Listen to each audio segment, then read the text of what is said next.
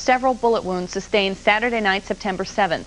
He was 25 years old. Shakur was shot 4 times after leaving the Mike Tyson boxing match in Las Vegas in a car driven by Marion Suge Knight, the head of his label, Death Row Records. The shots were fired from a Cadillac that drove up alongside Knight's BMW, but police still have no leads on a suspect or motive. Tupac had been on a respirator in the hospital and had 1 lung removed. Here's a look back on a turbulent life and career cut short. Welcome back to another episode of Warren Cali. By this point, we all know the tale of Tupac's death being over an incident involving the Southside Crips and the Pirus in Compton, so I'm not going to go into the obvious. But the aftermath of Tupac being shot on September 7, 1996 in Vegas became known as 10 Days of Terror.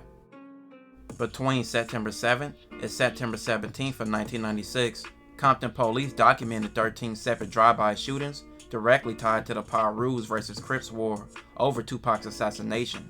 This brief terrifying window resulted in roughly a dozen wounded and 3 confirmed homicides. The streets of Compton became a literal war zone.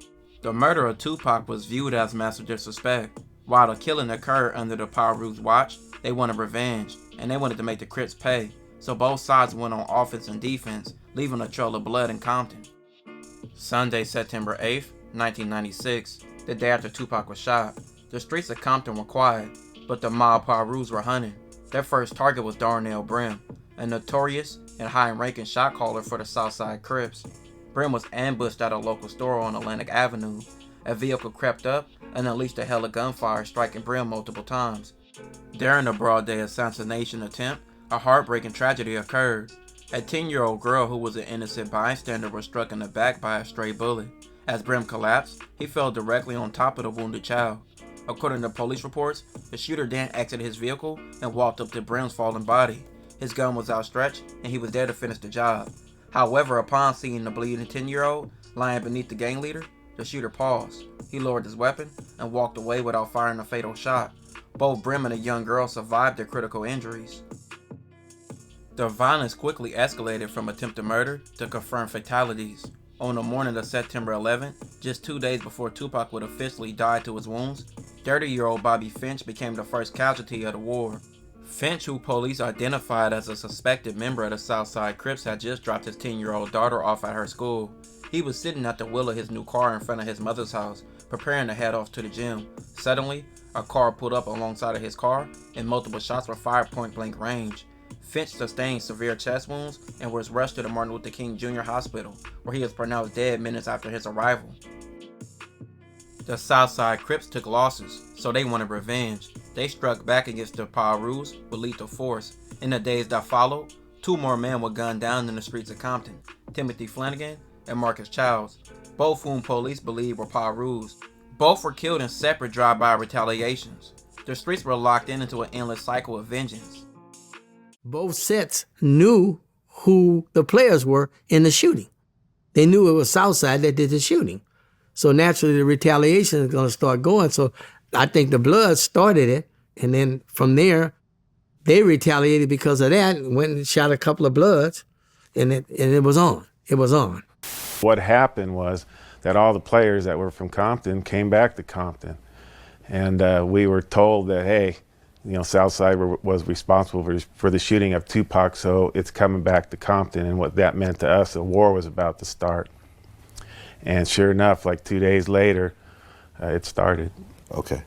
Now, how many people were killed during this war? I think in the next 10 days, we had 3 people murdered and I want to say 11 shootings. All shootings, yeah. Between Southside Crips and the mob Pirus in Looters Park. Several more were shot, but they all survived. Even Orlando Baby Lane Anderson, Tupac's alleged killer. He survived, but he was later killed in 1998 in a separate incident. Point blank, did you kill Tupac Shakur?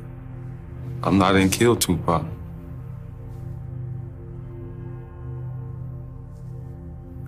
I mean, I don't know why, you know what I'm saying? They would even say something like that. I mean, you know, I just want to tell everyone that, you know what I mean, I didn't do it, and I feel sorry for him, you know what I'm saying, his fans and his, and his family and friends. From 1995 to date, have you ever ridden in a white Cadillac? No. After this, police cracked down on both gangs. On the morning of October 2nd of 1996, 300 law enforcement personnel from multiple agencies moved into Compton and surrounding communities including Linwood, Paramount, Downey, Lakewood, and Long Beach. Officers executed search warrants to prevent suspects from warning one another or to stop them from moving weapons and evidence before police arrived. The operation targeted homes, apartments, and known gang hangouts connected to individuals in the shootings. Officers searched property for firearms, bullets, gang records, photographs, and other evidence that could help identify shooters and stop further attacks. Orlando Anderson and the Southside Compton Crips were also arrested, and by that time point, Compton detectives already viewed him as a key figure in their investigation and had reportedly shared information about him with the Las Vegas authorities. However, despite the skill of the raid and the intelligence gathered, Orlando Anderson was not charged with Tupac's murder during the operation. The suspects are being booked at the Compton Police Department for charges that include homicide, conspiracy to commit murder, and assault with a deadly weapon, as well as some other crimes as a result of the items found at the locations. Our investigators have investigated the shootings in Compton and revealed that some of the motivation for some of the shootings in the city of Compton may have been retaliation for events that occurred in the city of Las Vegas on September 7th, 1996. Las Vegas Police Department was present as observers to our operation.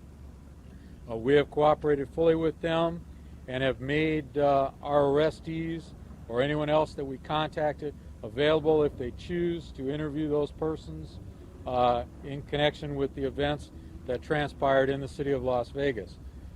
To dispel some rumors, none of the suspects that we arrested will be charged at the present time with any crimes occurring in Las Vegas. The raid's immediate purpose was to disrupt the ongoing war and recover weapons in the shootings that had erupted in Compton after Tupac was shot. Investigators later said the operation helped reduce the violence and gave them a clearer picture of the people involved, even though many details of the investigation remained sealed or were never fully released to the public. One reason the raid has become part of Tupac lore is that it shows how seriously local investigators viewed the connection between Las Vegas shooting and the violence unfolding in Compton. Detectives believed they had identified many of the major players within days, but the coordination between the agencies and the lack of fully developed homicide case in Las Vegas meant that no immediate murder charges resulted from the raid itself. As a result, the operation became less known for arrests and more known for being a moment when law enforcement became more aggressive to halt the retaliation cycle that had left many people shot and several dead in weeks. All this happened after Tupac's death, and this all happened nearly 30 years ago, and the war in Compton still goes on. This will conclude this episode. If you haven't already, check out my previous episodes. Don't forget to like, hype, comment, and subscribe.